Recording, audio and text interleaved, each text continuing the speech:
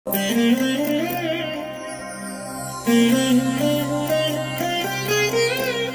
దినం పరము నుండి దిగివచ్చు మాట. ఇది నీ జీవితానికి వెలుగుల బాట. నీ ఒడిలో ఉంచబడిన దీవెనల మూట, అద్భుతాల ఆనంద ఊట. జనవరి 23 సంవత్సరమంతా మీరు బైబిల్ చదివి ముగించడానికి ఈరోజు మీరు చదవవలసిన లేఖన భాగం ఉదయం పాత నిబంధన నుండి నిర్గమాకాండము 7 మరియు 8 అధ్యాయములు, సాయంత్రం క్రొత్త నిబంధన నుండి మత్తయి సువార్త 15వ అధ్యాయము 1 నుండి 20వ వచనం వరకు. క్రీస్తునందు ప్రియమైన దేవుని బిడ్డలారా, ఈ ఉదయకాల సమయంలో ప్రభు కృప మీకు తోడైనుగాక. ఆయన కనికరపడిన తన బాహువులను చాపి మిమ్ములను బలపరుచునుగాక. ఎలా ఉన్నారు? బాగున్నారు కదా? దేవుని ప్రశస్తమైన కృప మిమ్ములను ఈ దినం ఆవరించి ఉన్నది. ఎంతమాత్రం భయపడవద్దు. ప్రభు కార్యం చక్కగా మీ జీవితంలో జరగబోతుంది. ప్రియమైన దేవుని బిడ్డలారా, దేవాది దేవుడు ఈరోజు మనకు ఏర్పాటు చేసిన వాక్య భాగాన్ని చదువుకుందాం. మత్తయి సువార్త 14వ అధ్యాయము 30-31 వచనాలు చదువుకుందాం. గాలిని చూచి భయపడి మునిగిపోసాగి, ప్రభువా నన్ను రక్షించుమని కేకలు వేసెను. వెంటనే యేసు చెయ్యి చాపి అతను పట్టుకొని, అల్పవిశ్వాసి, ఎందుకు సందేహపడితివని అతనితో చెప్పాను. సముద్రం మీద ప్రభు నడుచుకుంటూ వస్తున్నారు. ఆ రాత్రి 4వ జామున శిష్యులు చూశారు. ఏదో భూతం మా దగ్గరికే వస్తుందని వారు తొందరపడి వారు భీతిల్లి కేకలు వేస్తున్నారు. మన ప్రభు వారి దగ్గరికి వచ్చి, నేనే, భయపడకుడి అని చెప్పి వారితో మాట్లాడి ఉన్నారు. అంతటితో శిష్యులు వారు ధైర్యం తెచ్చుకొని ప్రభువుని అలా ఆశ్చర్యంతో చూస్తూ ఉన్నారు. అంతలో పేతురు అన్నాడు, ప్రభువా నీవే అయితే నేను కూడా ఈ సముద్రం మీద నడుచుకుంటూ నీ దగ్గరకు వస్తాను, నాకు సెలవిమ్ము అన్నాడు. ప్రభు వెంటనే పేతురుతో రమ్ము అని చెప్పాడు. పేతురు దోణి దిగాడు, గబగబా నడుస్తున్నాడు.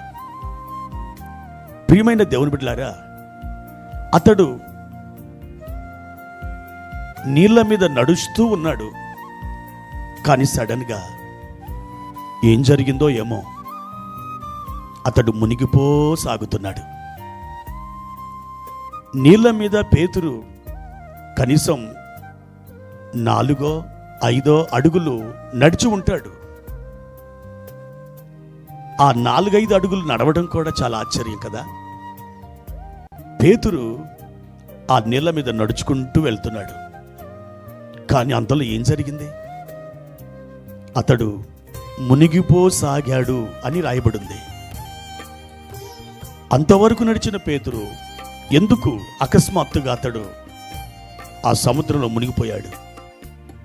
ఎందుకో తెలుసా? దేవుని వాక్యం ఇలా చెప్తుంది, అతడు గాలిని చూచి భయపడి మునిగిపోసాగెను. అతడు మునిగిపోవడానికి ఏకైక కారణం, అతడు గాలిని చూచాడు. అంతవరకు పేతురు ఎవరిని చూశాడు? పేతురు ప్రభువును చూశాడు. ప్రభువు నుండి ఎప్పుడైతే తన దృష్టి ప్రక్కకు మరల్చబడిందో వెంటనే అతనిలో ఏదో సంభవించడం ప్రారంభమైంది. ఏదో ఒక మార్పు అతనిలో, ఏదో ఒక అలజడి. నా ప్రియమైన దేవుని బిడ్డలారా, అంతే పేతురు మునిగిపోసాగుతున్నాడు. దీనిని బట్టి పరిశుద్ధాత్మ దేవుడు ఈరోజు మీతో మాట్లాడుతున్న పాఠం ఏమిటో తెలుసా? మీ ఆత్మీయ జీవితంలో ప్రభువుని చూస్తున్నంతసేపు మీరు చక్కగా అడుగులు వేయగలరు, ముందుకు సాగి వెళ్ళగలరు. మీ జీవితం అద్భుతంగా ఉండగలదు. మీరు ఇతరులకు ఆశీర్వాదకరంగా ఉండగలరు. మిమ్మల్ని చూచినటువంటి వారు మీలో ఒక అతీతమైనటువంటి శక్తి ఉన్నదని, అనగా ఒక సూపర్ న్యాచురల్ పవర్ మీలో ఉన్నదని వారు గుర్తించగలరు. అయితే ప్రభు నుండి మీ దృష్టి ప్రక్కకి ఎప్పుడైతే వైదొలుగుతుందో అంతే మీలో అలజడి ప్రారంభమవుతుంది, భయం మొదలవుతుంది, చింత ఆవరిస్తుంది. ఒక అడుగు కూడా ముందుకు వేయలేరు. మీరు స్తబ్దుగా ఉండిపోతారు. ఇక మీ జీవితంలో ఆ అతీతమైనటువంటి ఆ శక్తి కనుమరుగైపోతుంది. సాధారణమైనటువంటి మనుషులను పోలి మీరును ఉంటారు. కానీ ప్రభు అయిన యేసుక్రీస్తు లోకస్తుల వలె సాధారణమైన జీవితం జీవించడానికి నిన్ను నన్ను పిలవలేదు.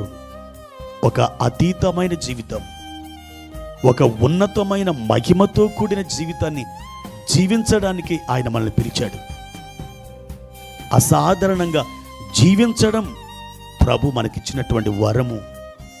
అయితే నా ప్రియమైన దేవుని బిడ్డలారా, మీరు ఎప్పుడైతే ప్రభు మీద దృష్టి ఉంచుతారో అప్పుడు మీలో ఆత్మ సంబంధమైనటువంటి శక్తి, ఆత్మ సంబంధమైనటువంటి కృపలు మీలో క్రియ చేయటం ప్రారంభమవుతాయి.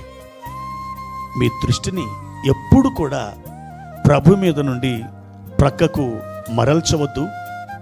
మీరు సూటిగా ఆయన వైపే చూస్తూ మీ విశ్వాస జీవితాన్ని కొనసాగించండి.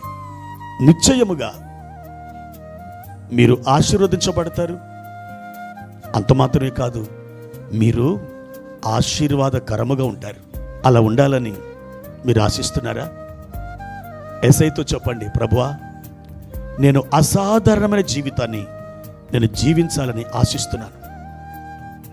ఒక అద్భుతమైనటువంటి అతీతమైనటువంటి శక్తితో నేను నింపబడాలని నేను కోరుచున్నాను. నాకు సహాయం చేయండి అని ప్రభువుని అడగండి. నిశ్చయముగా మీ జీవితంలో ఇతరులు ఒక అద్భుతమైన మహిమను చూడగలుగుతారు.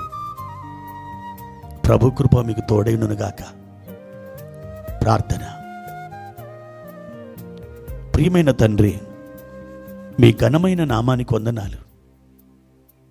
ఈ ఉదయకాల సమయంలో మా దృష్టి ఎల్లప్పుడూ మీ వైపే ఉండునుగాక. తండ్రి, గాలిని చూచి భయపడి పేతురు మునిగిపోయాడు. మేము మా చుట్టూ ఉన్నటువంటి గాలులను ఎంత మాత్రమును చూడకుండా, వాటిని మేము లక్ష్య పెట్టకుండా, మా ప్రియమైన తండ్రి, మీ తట్టు మాత్రమే మేము చూడడానికి సహాయము చేయమని, మీ వెలుగులో మేము నడుచుకోవడానికి కృపను దయచేయమని మా ప్రభువును ప్రియరక్షకుడైన యేసుక్రీస్తు నామములో ఈ ప్రార్థన అడిగి వేడుకుంటున్నాము తండ్రి. ఆమేన్.